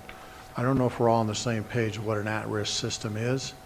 According to the state, if you're losing more than 20%, you're at risk. You've shown 3 decades of losing more than 20%. I don't think that is I'm just going to complete my question and then leave it to you. So what's the plan to bring this water system into the norm? Because it's clearly it's not. It's not Thank a you. failing water system, and there are numerous categories that go in, and it's calculated by the state by a bunch of different things. Water loss would be one of those. Yeah. But so is disadvantaged communities, secondary water systems. There's a whole list. Sure. And sure. so that's how they determine if it's a failing water system. So and the state I can water assure resources- you. Excuse me, Yeah. So we are so late right now, and we're going to have to wrap up Okay. this discussion. Maybe possibly could you talk with, answer Yeah. questions for people after this? Yep. So That would be great. If you want to report a leak, you just call our office, and we have a process for that. It's either if we answer the phone and a work order is created. We'd all like to hear that answer. Okay. Mm-hmm.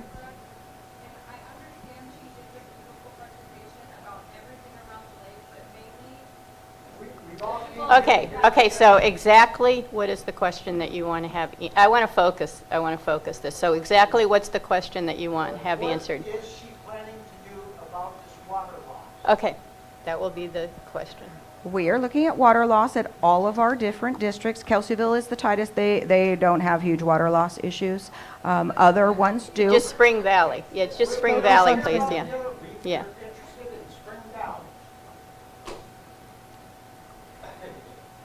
So as we go through our CIP, we are identifying projects that need to be done. Every water system in this county needs the pipes replaced, they need wells replaced, they need all of this stuff. So as we identify projects, so we know we need to replace pipes, we know we need to do X, Y, Z at all these different places, we look for grant funding. Grant funding is not something we apply for today and get it tomorrow. It could be 3 years down the road where it's programmed if it's awarded. Grants are never guarantees. So we look at all of that. We also look at state revolving loan funds, where districts can take loans if they are fiscally stable enough to repay those loans. So not all of our districts are in a situation right now where they could qualify for loans without a full rate study being done. Spring Valley is not on the radar to having a rate study done anytime soon. They already went through one. That won't come back until all the other ones are done. Is there any way that special districts can collaborate with the people in Spring Valley? I mean, use them as volunteers to, compile data and look at stuff to help, to work together to help special districts come up with the answers? Yeah, and we've been working with the board, and, if you see a leak, you see a green spot, please call us.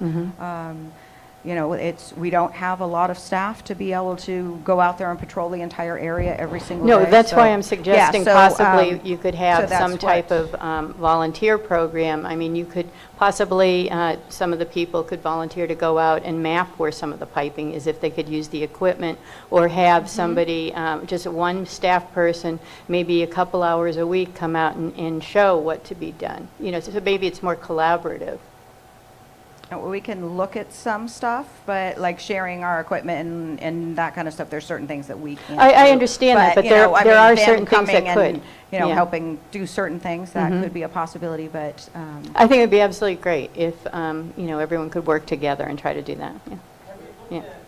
Long-term bond funding for the district to replace all the water lines, to replace the infrastructure there? And I'm talking about like a 30-year bond. And then it would be paid to, it would be billed out to all the property owners over in their tax assessment. Yeah, we know how that all works. We need an updated rate study done in order to convince the bonding company that we could repay it. Very similar to the state revolving loan fund. But in order to, it's still a very disadvantaged community. So we are looking at, if we get loans through the state revolving loan fund, a lot of those are forgivable for disadvantaged communities. And so we look at where you can get free money from heaven before we go into bonding to do the entire area, because there's only 500 connections and 97 of them are on standby, meaning no house there. So it's a huge burden for each property owner if we went straight to bonds. So let me ask a quick question. You just said that you would have to do a rate study before you could get those. Didn't you do a rate study for the 218? And it did not pass, so we are still on. So that rate study. We are on the rate study from 2012. Oh. And that district on those rates can't sustain a bond or, some of the requirements to get certain things. I just have one more thing. Well, actually, two more things. I'll just make it really quick. So you state that we don't have the money. You guys try to pass the 218. You put an urgent matter to spend $17,000 to put around $5,000 worth of cold patch, stating that community members were stealing them. That's what we were told from the advisory board meeting. Instead, what we could have been spending that $17,000 on is potentially a 10,000-gallon water tank that we could have put in at the campground, to where we could allow North Shore Fire and CAL FIRE to pull under those and fill up and be able to fight the fire without having to worry to drain our system. The second thing is I'm glad you brought up the 2012 Prop 218. You did bring back the standby fees. So if it's 97, it's higher than what I calculated. I think I just calculated 95 for standby fees. Special districts is now making $43,000 a year off of customers that don't receive one drop of water.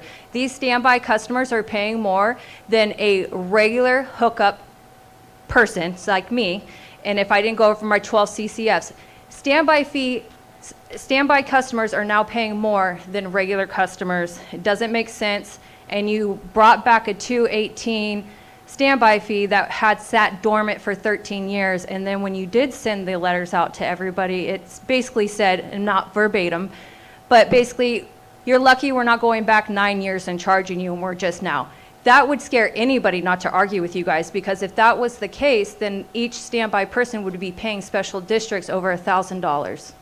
Yeah, so some of those statements are not correct. We technically could, by state law, go back 3 years on a billing error. That is what we have determined that it is on a standby fee. Everybody that is quote unquote on standby, if you have a meter in the ground, if you're using it or not, you have to pay the base rate. That is industry standard. It's in every single one of our rates for every single one of our districts. Previous administrations, not sure how that happened in the system. Some billing error. Once they put it all in there, it did this thing. Something that we have found. So everybody's paying the base rate. What I calculated when I reported to the board, it was $27,000 income annually from the base rates that were not being calculated and collected in Spring Valley. So I have just one comment. I have a standby meter, and I thought I maybe could activate it to defend my property, my lot, and I was told I cannot turn it on because I don't have a building permit or a house or anything on that property by their office. So I'm not allowed to turn on that meter and put a hose bib on my property and have active water on this lot that I have a standby meter. I'm not allowed according to their office. So I don't understand why. I would like to address that. That has been past practice. That's been what has always, that's their policy. I am working with the attorney's office, and we'll be going back to the board to discuss that, because if you have a meter, I don't know, I can't find anything. That's why it's at the legal attorney's office, to find out if we have to make everybody be on standby, because if you have a water meter, it's been an administrator past practice, not my practice. Somebody else decided that this is how it is. You have to have a building permit or an active account. Okay, And so we're going through that, and so there may be. Sterling, can I volunteer you to collect, some of these things, cohesively collect these issues, put it down, send it to us, and because we aren't going to get through this tonight. I mean, we know that. So if you can do that, we will bring it up with EJ. EJ's not here. He had to leave. But we will go forward and look into this stuff and see if there's a collaborative way we can all work together. Maybe it's volunteer stuff. I've volunteered to do things for the county that they don't follow up on too. But, I think that's as far as we're going to get right now. But if you will do that. And we do need to move on because we have a lot of other things on the agenda. I was going to ask if, because I know you guys have been asking for Robin to come out to CSA, right? And I was going to see if we could come to some agreement if CSA could adjust the time to an earlier time. And no, I know. No, we can't adjust it. Okay. So, I mean, Robin, if there's any way that you can make it out to CSA, because, or we can bring it back to Earth, but I think it does need to be collaborative, and you guys need to work together because there are a lot of issues. And so, I mean, Cindy, if you want to keep in touch with us, and we can mediate, but this is a bigger issue, and it's a big problem that needs to be solved. I just want to go back to the marking of the water lines, because I think that is the county's responsibility of doing that. The majority, I was looking at this list again, and the majority of the water line hits, only 9 of them were last year, every single one of them. All the other ones are from this year. And this thing, the list that I have just goes through August, let's see, it goes through August 5th. And so I think, yeah, the county needs to mark those, because it's not just PG&E, it's going to be another contractor that comes in later to do something else. But yes, yeah. Sterling, if you could also compile from people, people's suggestions on how to fix these things. We are very much more for suggestions on how to fix, and then see if we can get those suggestions implemented. We want to be proactive, about this. Okay. The Well, last point Thank you, Mom. is that it just doesn't make any sense at all to have to pay more to not use water than if you're using water. So put that down in the list, okay? And Robin, if there's anything that we can do to help you to go to the board, Yeah. if you need us to help Yeah. you advocate for what we need to the board, please let us know. Yeah, but we can do something as Earth to the board to kind of, to try to help. Okay. We thank you We for wanna all of thank the you. effort Thank that you for put that, into and this. thank you, Spring you. Valley, for showing up and Yeah. bringing your questions and comments. Yeah. Okay, we're gonna move on to some Earth business. We're running way behind. We're gonna make it real quick. Real quick. Update and consideration of Earth activities projects. Earth Council opening, District 3 MAC update. Okay, so as you know, Jim retired last time, so we do have an opening for one Earth Council member. And if you put in an application with the board or you go to the Earth website, you can find the information. The board will be making a selection on October 21st. Let me see. I had wanted to have a discussion on Sonoma Clean Power. Basically, there was a presentation last night. The board is going to be voting on whether to join it on October 21st. We are putting together a letter. Right now, the way we feel about it, and I would just like to see hands raised one way or another, the power agreement seems to be, benign, et cetera. And that is not an issue. The issue that we have is that the proposal they're making is tied to the geozone. So Lake County has to sign an agreement saying that they will be involved and promote geothermal energy, and a lot of it will be looked at here in Lake County in some of the higher, the higher residency areas. We feel that we would like to request that that be separated. The power contract is one agreement, and the geozone agreement is another thing. Does anybody feel that they agree with that? Chuck? We need a... Right, we do. That is one of the issues that we did put down there. I mean, how does everybody feel?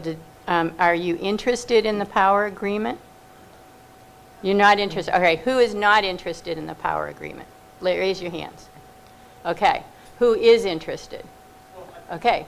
Well, no, I understand what you're saying. Yeah. We need a microphone on you if you're going to speak, so people can hear. And also, let's try to be brief. Yeah. We are really. I will. I'll try to summarize it. So basically, as long, it's great that they want to create another power source. Super, right? But one of the concerns is, where are these wells going to go? Okay, so wait a minute. We're talking about two different things. So basically, what the agreement is the power agreement, where basically they will, they purchase the power and your bill will be a little bit lower. They are a nonprofit. They do a lot of things in the community. It's strictly that. So when you get a bill, it looks just like the PG&E bill, but it may be a couple bucks lower. Some years it may be a little bit higher, but they do have a lot of things to offer, though you still will have to deal with PG&E. That is the one thing. That's The other one is the geozone. So what I'm asking is, does everybody interested in the power contract? And then we ask about the geozone and the geothermal. Power contract. Yes. My only concern with is the county, asking the county to guarantee 30 to 100 million. Yeah. That's my only concern with Well, no, that. they don't guarantee that. It's just if they go into this agreement and they withdraw within 20 to 25 years, then they would have to pay, 30 to 100 million. But here, the reason I have that concern, that sounds like great, because they're going to already invest Yes. in these wells and they're going to be generating power. and that's going out to the grid, They aren't right? necessarily investing. What they're doing is they don't generate stuff. They possibly down the road might build things, but for the most part, they're going to be facilitating businesses to come in and create power plants. They're the middleman. Yeah. They're the middleman. you know. Okay. So, but basically, they're receiving a profit, so I just don't see why they need a guarantee, because if their business model should be able to stand on its own of Because being able- they have 20-year contracts, so they've already bought for us if we join, and so we would have to pay them back. So they're going out to these producers and telling them, we're going to buy power from you for the next 20 years to Yeah. cover these And residents. pay for it, yeah. And that's where that comes in. Oh, yeah, okay, so now I'm going to go more into the negative side of the power contract. Okay, well, let's stop right yeah. there. All of you people still are not interested in the power contract, raise your hands. Okay. Yeah. That's good, all right, not enough information Yeah. that you have heard of. Okay, now, this we will put together in a letter to go back to the board. How do you feel about the geozone and the development of geothermal energy and power plants here? Right, okay, so who's not interested in it? Raise your hands. Yeah, because my concern with that is, Not enough information? yeah, one, not enough Okay. information. Where are they intending to put these wells? They don't know, that's the whole They thing. don't know. They don't Okay. know because it's a company that will come in and they'll facilitate. That goes Yes, back to not enough exactly. information, because, it depends on where it's going at, how it's going to affect, Okay. and all these things. So we'll say that Earth can't support this because they don't have enough information, et cetera. All right, does that sound fine with everybody? Okay. Okay, we'll put something together and it'll be on the website so, people can comment on it. Okay, so that's that. Land Use Committee, we're waiting for one more PRA of all the documentation for one of the cell phone towers. We received documentation for 2 of them, and we're reviewing those documents. No, actually, one of them's already built. Oh, I'm sorry. AT&T has already built, but we requested the documents so that we could compare it to the Verizon one that's going to go right next to it. I think it's 500 feet from it. Yeah, so basically the big Cell tower? cell tower that you see right out here, they're putting another one in, same size, 500 feet away. Or they're they're proposing to put one in 500 feet away, same size. Thomas has hand up. Okay. I don't understand. None of them work now. You got to step outside. You have to walk out the door. No, it's not. Yeah. I can go outside and I don't have cell phone service. The new one that's proposed is at a different elevation for Yes, better it's higher. coverage, correct? Who's It's going to talking? be It's in higher. the same, almost the same footprint as the high transmission line. So when you're standing out there looking, it's going to be closer to the high transmission line. It's going to be at the top of the ridge, and it'll go down towards 20 into the canyon. So it's on CEQA right now. We have to have comments back in by Friday. We have taken a look at it. The issues that we have right now are aesthetics. It's zone scenic combining, and it's, very close to the highway, et cetera. They are saying that there is a setback for the scenic corridor. We have not been able to find anything anywhere on that. Wildfire mitigations, we don't see any correspondence showing that the North Shore Fire Protection District has commented on this. Let me see. There were also that talk about getting in 4291 roads, and is there going to be a defensible space setback? The other issue is, by law, all of these cell towers have to provide alternate coverage analysis, so you don't just get all of them, built. They have to try to see if they can co-locate on another cell tower. They did put in an alternative coverage analysis in which they said they did look at a number of places. Did they talk with your mother, the cell tone? Okay, well, that's interesting. I'll be in touch with you. Anyway, they did have an alternate analysis coverage in which they looked at a number of places. They didn't detail it, and the only one that they did list was located in Erie, Colorado. And then some of the description was based on Santa Barbara, highway in Santa Barbara, and the map showed the proposed cell tower being Across the highway. actually, I think over by where you are, just past there. So anyway, then there were some issues with the bioassessment, and the site simulation doesn't show the current thing. Anyway, we have this. We'll put this up on the website. Does anybody have any thoughts on this? I just have one more thing to mention. When we allow these cell phone towers to be put into our county, the county loses all control of being able to take them out. The cell phone companies or the telecommunications companies themselves have overriding power to keep them in place for as long as they want or decommission them when they want, and our county has no say over getting them out if they cause any harm to public parties or animals or anything, or the environment.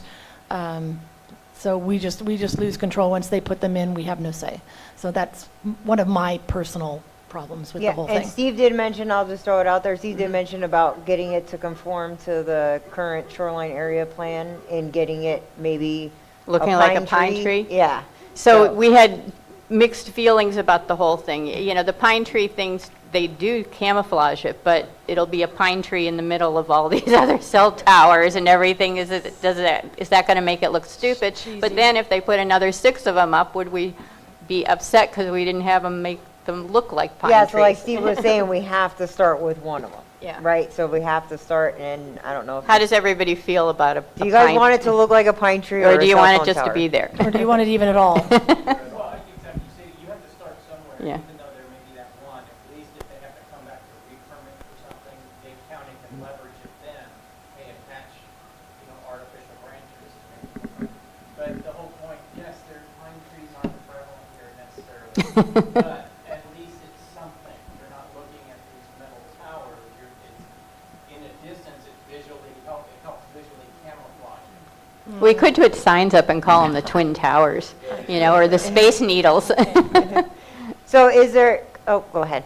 Aesthetics are nice, but when we were working on putting the cell tower in Spring Valley, the representative notified us that if you did the pine tree one, over a number of years, it would be degraded because of the sun, and they wouldn't last nearly as long. And they would look like the pine trees that are around my house It just right wouldn't now. work as long, yeah. Well, it doesn't necessarily, they've got different things, like in different desert areas, they'll make it look like a palm tree or whatever, but It's still a cell tower. What, I It's still put a- something in there saying, is there anything we can do that can be done about the aesthetics? I'll just, okay.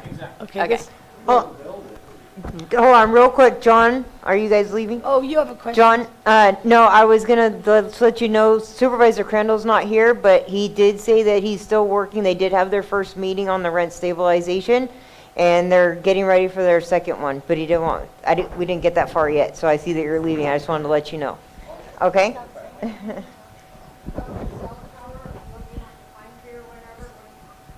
cell tower in Spring Valley, when they were gonna put it in Verizon. They gave us a choice, and they did say that when it looks like a pine tree, you have problem with the sun and the wind. Okay. We have Okay. a lot of wind. Yeah, we do. That's gonna be a Okay, windy good ridge. point. Okay, Donna Mackwitz? Cell tower comment, if you compare the AT&T and Verizon studies, you'll find them almost word to word exact. Yeah, I'm sure. It's the same property.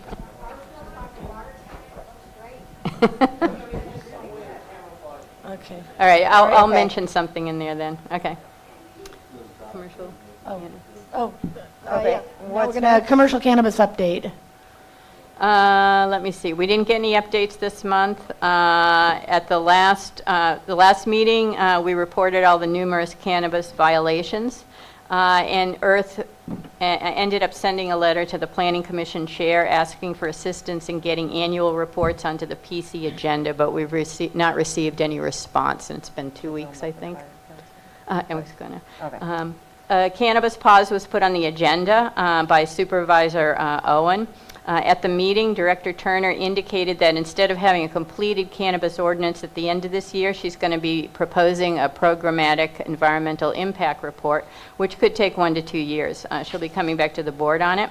E.R.T.H submitted a letter to the board including the violation summary and requesting a pause during which time annual reports, water usage, and violations could be reviewed. The pause was turned down 3-2. Supervisor Crandall and Owen voted for the pause, and the other ones voted against it. Chief Banks listened to that report last month, and he requested that E.R.T.H present the list of violations to the countywide chiefs monthly meeting. Angela and I did go to that and gave the list at their meeting in Middletown. They acknowledged issues with cannabis grows. Many of them do not have Knox boxes nor compliant roads, and many of the water tanks designated for fire suppression are empty because they're used by the growers. So it's an issue. And then the Poverty Flats cannabis appeal up on High Valley Road is scheduled for the board meeting on 10/21 at 9:30. That's it. Okay. Code enforcement updates? Code enforcement updates. Marcus did give me a few very briefly. He's working with the property owner down here at Keys Landing. And he said the negotiations have kind of broken down, but he'll be working further at it. The high fence that we've been asking to be taken down on Short Street ramp for 2.5 years, allegedly now, it's going to either be taken down or lowered. They still have not finished the cleanups from Mountain View Road, and they're going to be working on that. They are working on some more grant funding for cleanups, and I think that was, there's probably a bit more. What I can do is I will synopsize what he said on code enforcement, and I'll post it on the E.R.T.H website so you can all see that. And he says anybody that has a problem, no matter how many times somebody has filed a code enforcement violation, he encourages people just keep filing online on the OpenGov website. More complaints help them. That's all right. Any, I think that was any ongoing project updates? The EPA cleanup, Klaus Park, or Schindler Creek? nothing on EPA or Klaus Park. Donna's ready, yes. Donna's ready. The state of California has approved funding for the 16 Blue Ribbon Committee for the rehabilitation of Clear Lake projects, and 2 of those will directly affect the Keys. 2.3 million is for addressing Schindler Creek, and then we have the hypolaminetic oxygenation project that we'll be going through too. Oh, that's exciting. Total funding was Yay. total funding was $13,620,000. Fabulous. That's excellent. End on a high note. Thank you. Thank you. All right, and Supervisor Crandall is not here, so Yeah, but I'll just give a. we've he got a just quick said- little Well, he had to leave. secondhand but update. He said everything's still the same with Sonoma Clean Power, Potter Valley, the Lake Pillsbury, the rent ordinance, which I talked about earlier, that they are waiting for another meeting. They did have an internal meeting, so they're waiting for another meeting. And he is not going to make it out to CSA. But I think everybody from Spring Valley already left. Okay. So. Okay, any new business? Anybody? No? Oh, we've got some new business. Margot?